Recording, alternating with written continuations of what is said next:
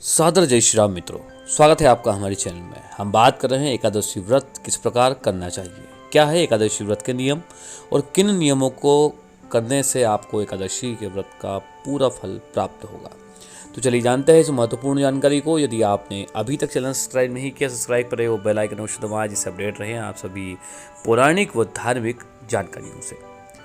दोस्तों, सनातन धर्म में एकादशी के व्रत का काफ़ी महत्व है। इस दिन ब्राह्मणों को भोजन करवाने से पुण्य मिलता है।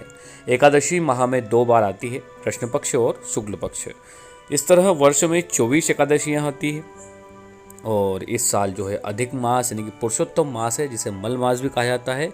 इस कारण से 2023 में 26 एकादशियाँ आने वाली है। और इसी के तहत दोस्तों जो है पद्मिनी एकादशी भी है और कमला एकादशी भी है और अन्य एकादशी भी है। तो सभी एकादशियों के लिए नियम यही है। इसी प्रकार से इन नियमों का पालन करते हुए आपको एकादशी करना है। तो चलिए जानते हैं इसके महत्वपूर्ण नियम व विधि के बारे में। दोस्तों, एकादशी व्रत करने वाले लोगों को दशमी यानी एकादशी से एक दिन पूर्व ही कुछ जरूरी नियमों का पालन करना पड़ता है। दशमी के दिन से ही श्रद्धालुओं को मांस, मछली, प्याज, लहसुन, मसूर की दाल और शहद जैसे खाद्य पदार्थों का सेवन नहीं करना है। दशमी और एकादशी दोनों दिन लोगों को भोग विलास से दूर रहकर पूर्ण रूप से ब्रह्मचर्य का पालन करना है। संभव हो तो आप द्वादशी को भी इन नियमों का पालन कर सकते हैं, परंतु मुख्य रूप से दशमी और एकादशी को आपको इसका पालन करना है। सुबह जल्दी उठकर आपको एकादशी के दिन स्नान आदि से निवृत्त हो जाना है सूर्योदय के पूर्व, क्योंकि दोस्तों जिस भी व्रत में आप सूर्योदय से पूर्व उठते हैं उसका पूर्ण फल आपको प्राप्त होता है। यदि आप सूर्योदय के बाद उठते हैं तो उस व्रत का पूर्ण फल आपको प्राप्त नहीं होता है। घर के मंदिर में दीप प्रज्वलित करना है घी का, और भगवान विष्णु का गंगा जल से अभिषेक करें संभव हो तो, या फिर आपके पास जो भी शुद्ध जल है उससे उनका अभिषेक करें। भगवान विष्णु को पुष्प और तुलसी दल अर्पित करें। दोस्तों, हम आपको बता दें यहाँ पर कि तुलसी आपको जो है एकादशी के दिन नहीं तोड़ना है। एकादशी के एक दिन पूर्व आप तोड़ सकते हैं, और यदि आपने नहीं तोड़ी है तो तुलसी पौधे के नीचे जो गिरी हुई तुलसी है आप उसका प्रयोग कर सकते हैं, या पहले चढ़ी हुई तुलसी को धोकर भी आप भगवान विष्णु को वह तुलसी समर्पित कर सकते हैं। परंतु भूल से भी एकादशी के दिन तुलसी नहीं तोड़े, क्योंकि प्रत्येक एकादशी को माँ तुलसी भगवान श्री सालग्राम यानी कि विष्णु भगवान के जो अवतार है उनके लिए निर्जला व्रत रखती है। तो इस दिन जो है आपको तुलसी भी नहीं तोड़ना चाहिए और इस दिन तुलसी में जल भी नहीं चढ़ाना चाहिए। अगर संभव हो तो इस दिन व्रत भी आपको रखना चाहिए। भगवान की इस दिन आप आरती करें कपूर से, और गूगल की और अन्य सामग्रियों की धूप दें, भगवान को भोग लगाएं।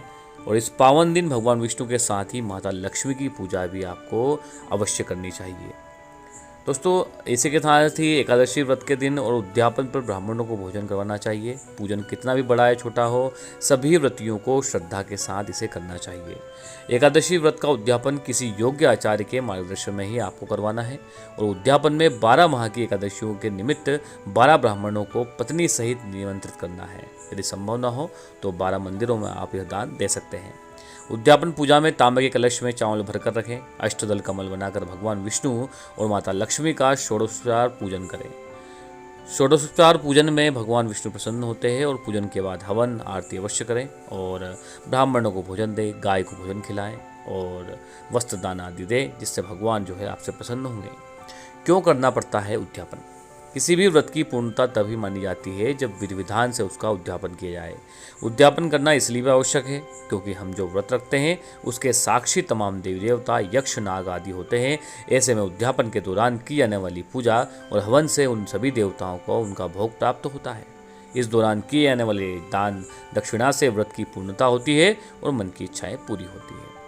तो यह थी दोस्तों महत्वपूर्ण जानकारी एकादशी के नियम को लेकर। आप यानी कि दशमी से ही एकादशी का व्रत प्रारंभ कर दें, हमने जो नियम बताए इनके तहत, और आपको इसका पालन करना है अगले दिन द्वादशी तिथि को सूर्योदय पश्चात।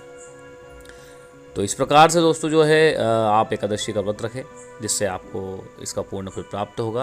और इस दिन आप भगवान विष्णु और माता लक्ष्मी की सेवा करें और ब्राह्मणों की सेवा करें, गाय की सेवा करें, जिससे आपको इसका पूर्ण फल प्राप्त होगा। वीडियो को इस तरीके शेयर करें अपने व्हाट्सएप फेसबुक पर, और यदि आपने अभी तक चैनल सब्सक्राइब नहीं किया सब्सक्राइब कर ले, वो बेल आइकन दबा लें, इससे अपडेट रहें आप सभी पौराणिक व धार्मिक जानकारियों से। सादर जय श्री राम मित्रों।